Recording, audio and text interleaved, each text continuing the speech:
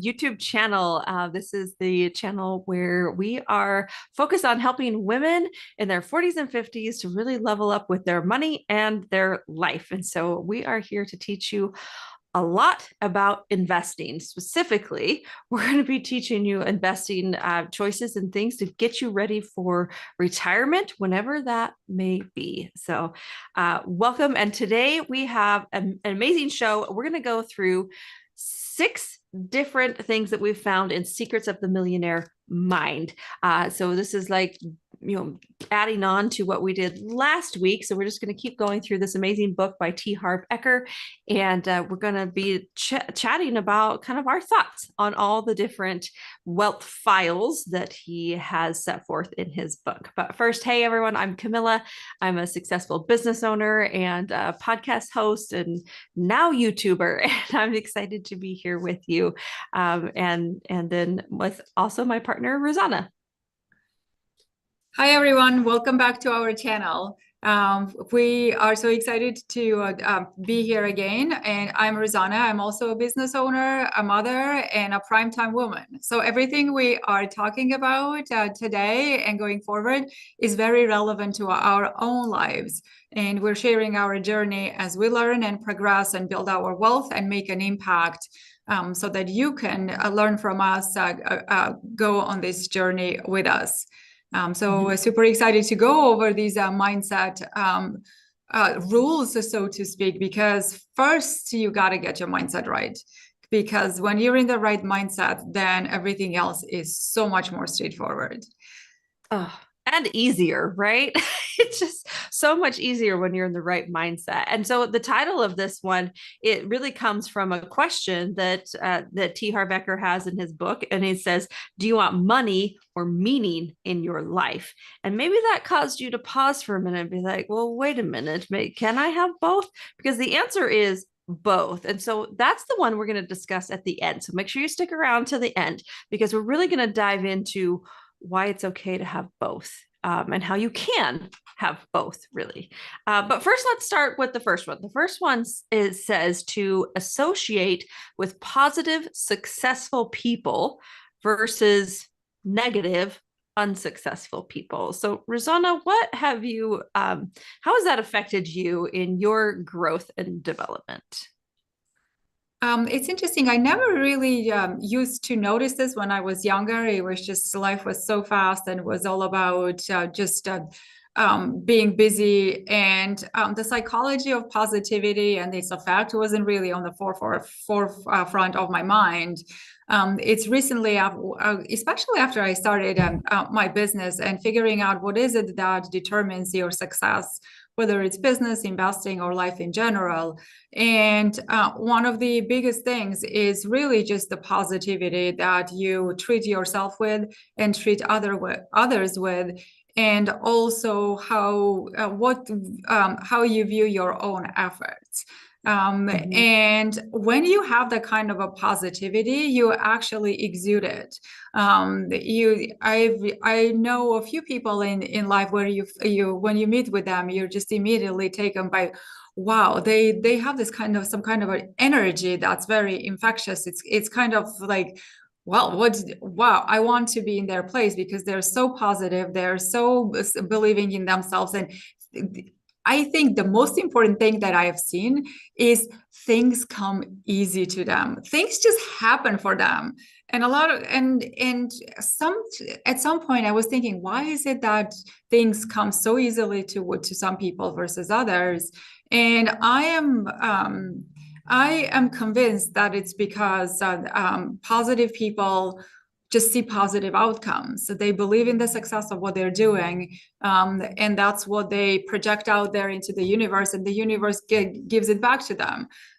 So when you surround yourself with positive people, you actually learn that kind of a mindset. You learn that kind of a mentality and thinking patterns that really infect you and affect you in a positive way. And if you're a more negative person, you can start to think, well, how can I do this myself? What do I think they do on a daily basis to that into the positive mindset.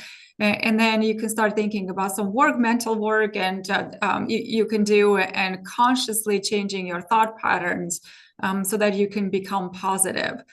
So it's just kind of taking that energy, assuming it, and then projecting it to yourself and paying it forward. I think that's why you want to be around positive people. What do you Yeah, think, for Camila? sure. For sure. Like it's important to surround yourself with positive and successful. So I know you talked a lot about positive. So let me take the successful side of it. I was recently talking to my business partner and on this business that I just purchased, and we were talking about the power of us actually joining an accountability group. So 2.5 years ago, we joined this accountability group of women who were aspiring women. It was called Aspiring Women Achieving More, or AWAM for short. It was started by my good friend Mandy McAllister. And she just wanted to get a group of women who were working hard to go after really big goals together so we could kind of support each other. And it was amazing what happened in that group, because you almost had permission to be able to share your numbers. You had permission to be able to share who you were authentically. Everyone was cheering for you to go after really big goals. And the women in this group achieved some pretty amazing outcomes. And so that's why I think it's really important to find that group of people who are successful, who are positive, and just seek it out. It's not going to happen naturally. It didn't happen naturally for me to find that group. I had to put myself out there. I had to and then I had to show up, right? I had to show up every week consistently so that I could work on my goals and be inspired by the other women. And sometimes I didn't get my goals done. I didn't achieve my weekly goals, and I was embarrassed to show up to this group. But just the mere fact of showing up gave me more motivation to do even better the next week on my goals. And so that's super, super, super important. So what's the second one that we're going to talk about, Rosanna? Yes, it's promote yourself and your value versus thinking negatively about selling and promotion. Oh man, I'm this going to one let you is start with this so one. hard. This one is so hard for me because I just feel I feel icky about selling, right? Like being a salesperson, it just sounds icky. And whenever I create a product and I want to try to sell it, like I have a product I'm trying to sell right now. It's all about teaching. It's a system that I developed. It's called a family bank for kids as they're growing up, to really teach them finances, because schools don't do that. But I just feel icky when I go out to try to sell. And it's just been something that I've really had to work on, because promoting yourself is not a bad thing. And this is the issue that I struggle with, is that am I am I promoting myself, or am I really promoting this product that can change lives? So as Rosanna and I are really like launching this YouTube channel, it's important for us to promote it so that other people can be affected by it and can get the information that they are seeking that maybe they can't find. And so I'm a work in progress. I'm still working on it. But I think it's important to get your mindset switched into promoting yourself is actually a very positive, healthy, good thing, instead of thinking negatively about selling. Mm-hmm. Yes, I agree. And one thing that comes to mind is idea of promotion. The thing is, people need people they can trust, right? So when you are Yeah. in your own head, you have your own issues, who do you turn to for help and advice? And how do you know that the help and advice that you get is actually good? It's actually valuable, and it's going to get you results. So if competent, knowledgeable people don't promote themselves, then how much trust can you have in the Yeah. value in the advice that you give? I think that's the motivation for Camila and me just to start this channel. We have good experiences. We've spent years and years in our area of expertise. But in this busy, noisy world, how would the person or women who need us, how would they find us if we weren't promoting ourselves and getting our name out there to say, hey, here is where I am here. You can join me, and you can Mm-hmm. get the help that you need. I think it's the idea promoting, yeah, selling gets a bad rap, especially for like the humbleness and this and that. But I think it's kind of it's our own limitations. It's our own Yeah. understanding of self-worth that interferes with this idea of promotion. Like, who am I to promote myself? I don't know everything. Why should I be out there? There's people who've been doing this for longer, but that's not really serving the world. If Yeah. you, I think it's when you turn the sort of the mirror, the focus from yourself to the world and what the world needs and how you can contribute to it. I think then it just becomes more about giving than selling. Mm-hmm. Yeah, 100%, 100%. Like it's important to someone told me I was being selfish once when I wasn't sharing my knowledge. So we are each blessed and gifted with different knowledge and experiences. And if we don't share those, then there's somebody out there who needs to hear what you have to say. And so if you, yeah, you flip it away from yourself and back onto, oh no, I need to provide value for my audience, and I need to provide value for that one person out there who needs to know what I know. And I think that's kind of how I working through it as well. All right, the third one is to grow yourself to be bigger than your problems. So Rosanna, what does that mean to you? I think you and I had a little bit about this. Some of these you have to just sort of dig into it, and I think everybody will take it a little bit differently, right? And if you read the book, you probably have one idea versus not. Um, this to me is grow yourself, just work on something that you need so that you can elevate your skill set and elevate your level of work and success, so that your current problem becomes smaller than than it would be otherwise. So then you can move on to another even bigger problem, because I don't think we would not have problems, right?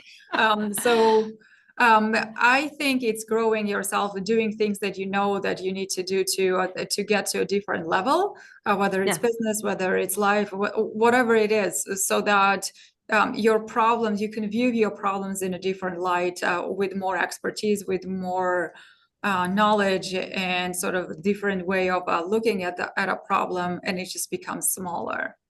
I don't know. Mm-hmm. That's how I'm interpreting it. What do you think, Camilla? Yeah, well, think about when you go to the gym, for example, right? When you first start going to the gym and you're going to do a bicep curl. Well, how heavy of weight do you start with? Maybe you start with a 10 pounder and you're like, okay, I can do 10 reps of 10 pounds.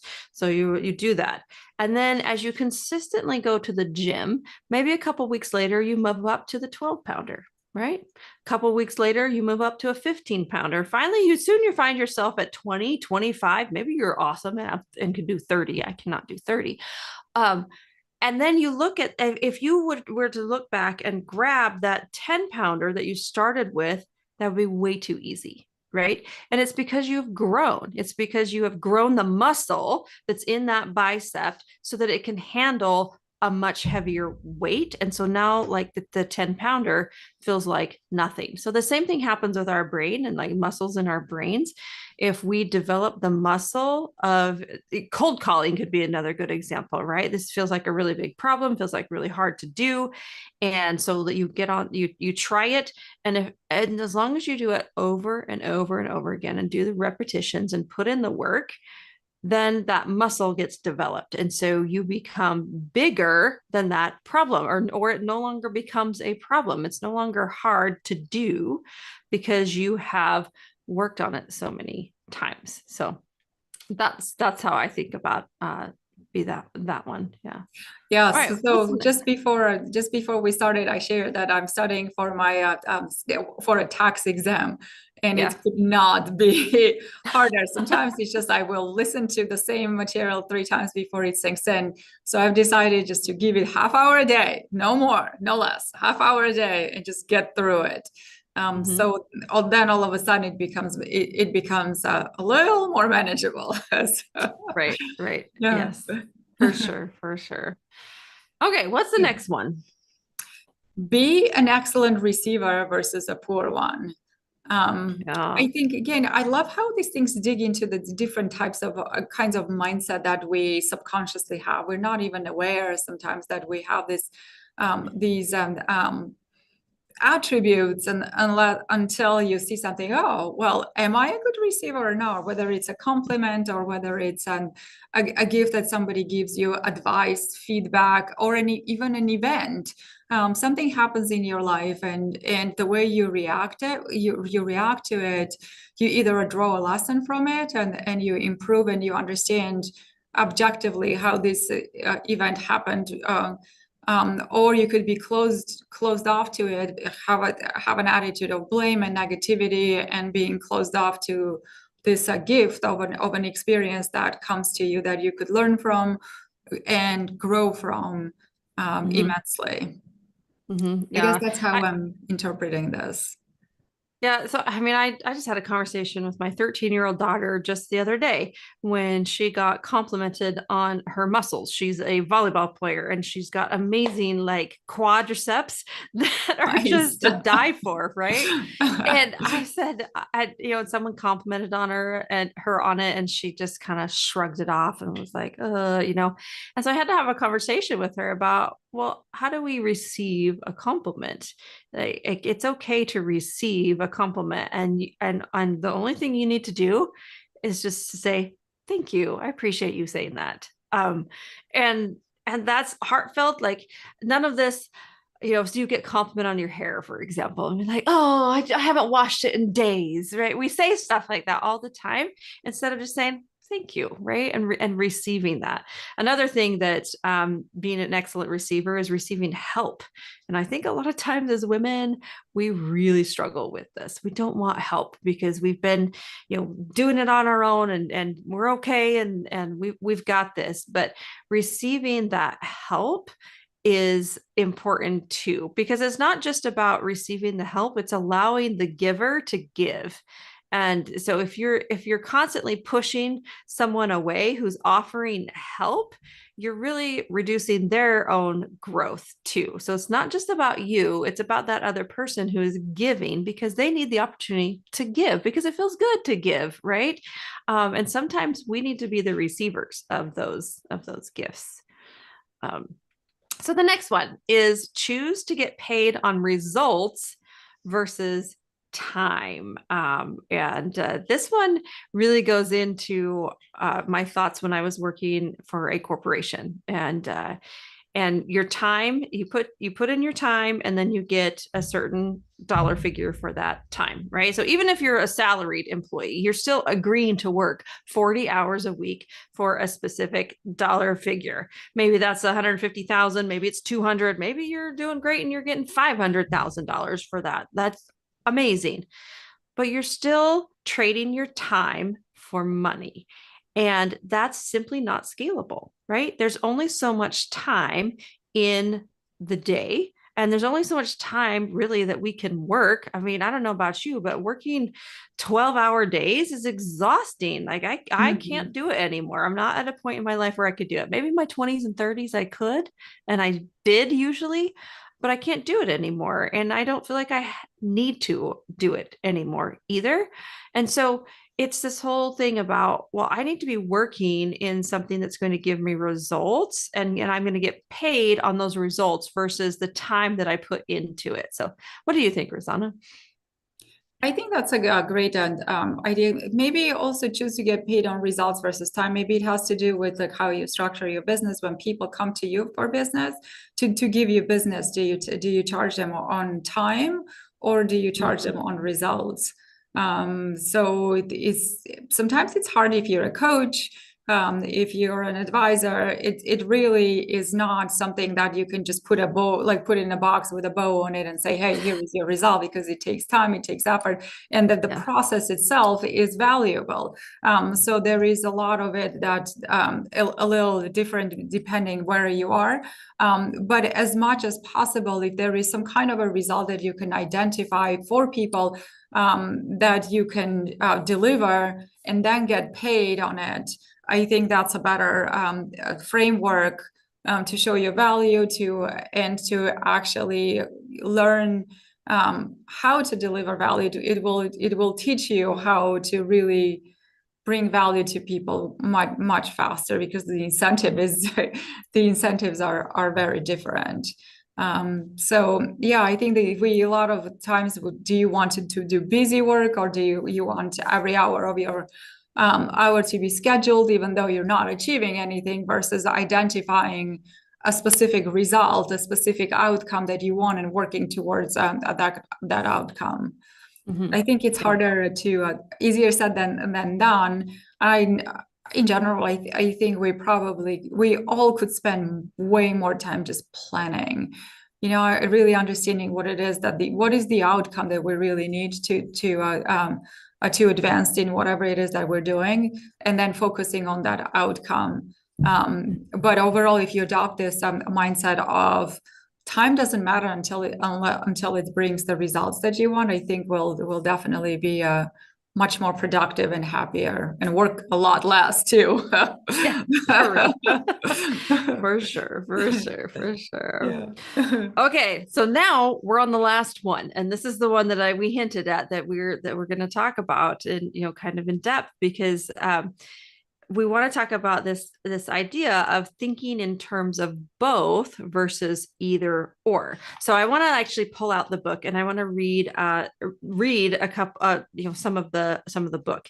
So he says here that rich people live in a world of abundance and poor people live in a world of limitations. And of course, both live in the same physical world, but the difference is in their perspective.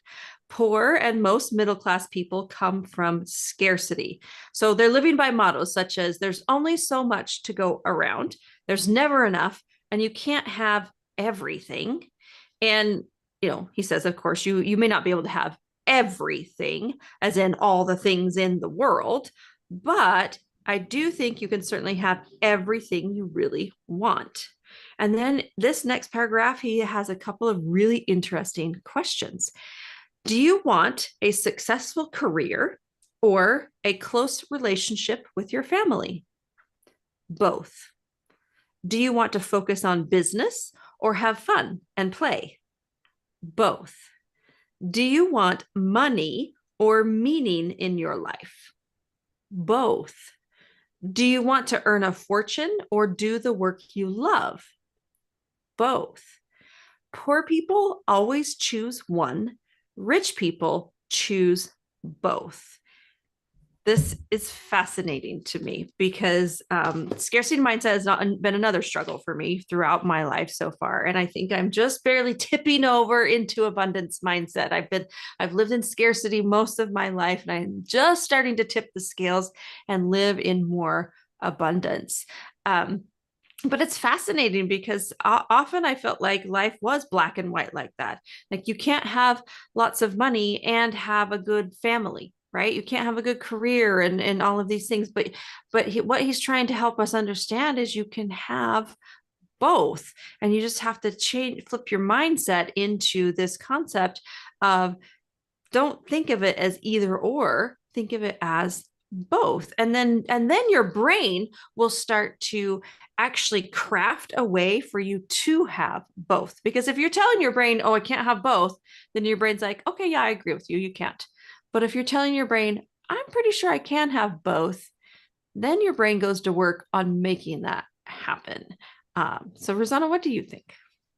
Especially when it comes in with to money and meaning, right? A lot of times, maybe it's also associating something with positive versus negative. We say money or meaning. implicitly we're saying money is bad and meaning is good. So if you have a lot of money, you kind of sell your soul, and then you're just miserable, a Scrooge, or somebody Yeah. who's just consistently making just thinks about money. But I think if you view money as a positive resource that can help you make a bigger impact on the world, and just it's a resource and energy that helps you also. Well, first of all, in order to really make money, you need to be positive and enjoy what you're doing. I do believe that that's key to making money. So you already have Mhm. meaning doing what you're doing, whether it's business or a job, or you're a scientist developing a life-saving drug. So that can be money and meaning right there. You spend hours on research doing what you're trained for, what you love, and at the same time you're helping thousands, if not millions, of people really live a better version of their own life. So I think it's just this either or, this versus that. A lot of times is assigning positive to one thing and negative to another, which if you just things are what they are, it's what you're how you view them and what you make of them is really makes the difference. So I totally agree. The more expansive your mindset, the more positive, the more empowering, the more you think about possibilities versus limitations, the more everything becomes possible for you. Hmm. Yeah. And Yeah. so I want to like leave you with this question, and a really important question to ask yourself when you're faced with one of these situations where your brain is starting to go into an either or situation, right? So I want you to just ask yourself, take a second, take a breath, and then say, how can I have both?